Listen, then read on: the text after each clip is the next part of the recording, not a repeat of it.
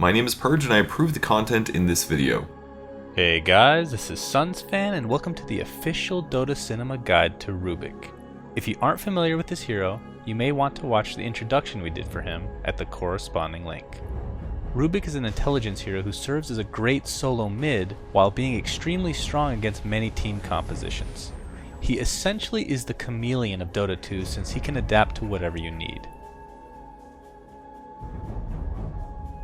At level 1, it's probably a safe bet to start with telekinesis for defensive purposes. But after this, you want to max Fade Bolt by 7. This will not only allow you to get last hits, but also harass and push your lane, which of course makes it that much easier to bottle those runes. Second, you want to max telekinesis, which is an amazing spell if you really think about it. Not only do you lift a unit in the air for a certain amount of time, but you can both attack them and then fling them on another target.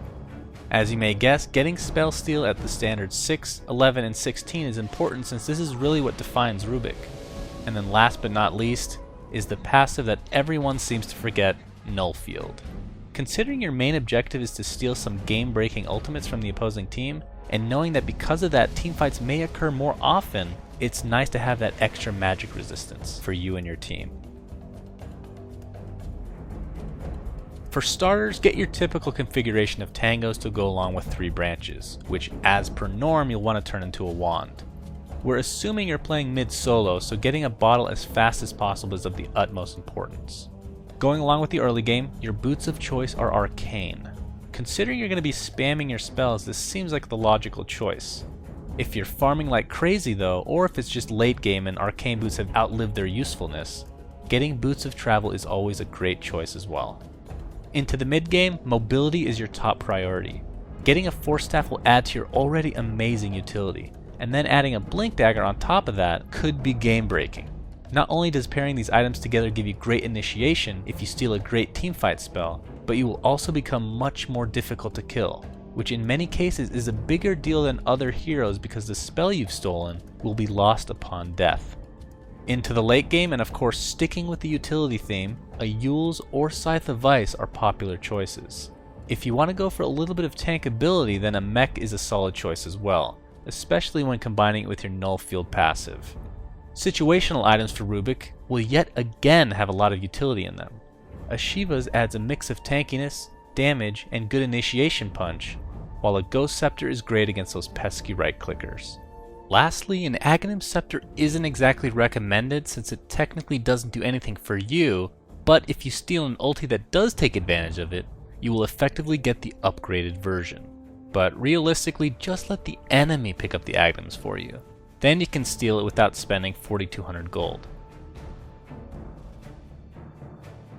Imagine going against a hero mid who can disable you, nuke you, reduce your damage, and steal your best spell.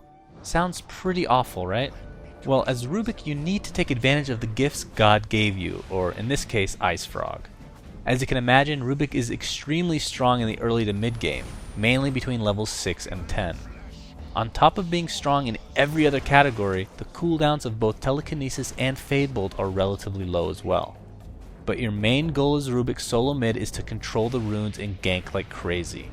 Fade Bolt is used for pushing the lanes, and telekinesis will aid you in any rune chase scenario. Now keep in mind that although he sounds amazing on paper, he is still pretty squishy.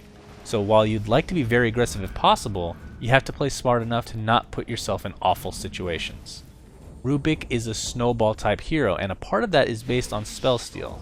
You could steal the absolute most perfect spell, but then overextend and perhaps lose your advantage because of that. In mid to late game teamfights against big AoE ults, your goal should be quite obvious: to steal the biggest possible ult. But the problem is everyone on the other team knows this as well, so staying in a good position to steal a good skill is important, which usually means hanging back a bit. But then there are the skills that are ultra difficult to steal, especially against good players. Tidehunter's Ravage comes to mind since, well, 1, the range on it is just ridiculous, and 2, he can just spam Anchor Smash right afterwards in order to cockblock you to some degree. Another problem Rubick players get into is that they sometimes get obsessed with trying to get a big ulti. Sometimes a simple Burrow Strike or range stun will be enough, because remember, a lot of times the enemy won't expect whatever spell you have because you could have anything. But keeping that in mind, they can click on you and see what spell you've stolen, so try to chill in the shadows. One last tip with spell steal is you can actually avoid the cooldown of a spell if used correctly. If you steal a spell and use it, and then steal it again right afterwards, well, you've wasted your ult because your cooldown remains the same. But if you can somehow steal a different spell and then that big ulti, the cooldown is completely bypassed. It can obviously be very difficult to pull this off, but it's still an important thing to keep in mind. Rubick is a popular guy because his friends list consists of his enemies. We've talked ad nauseum about those big ultis, which would make Tidehunter, Enigma, and Sand King great friends, but being able to steal mobility spells from Quap or Anti-Mage can be huge as well.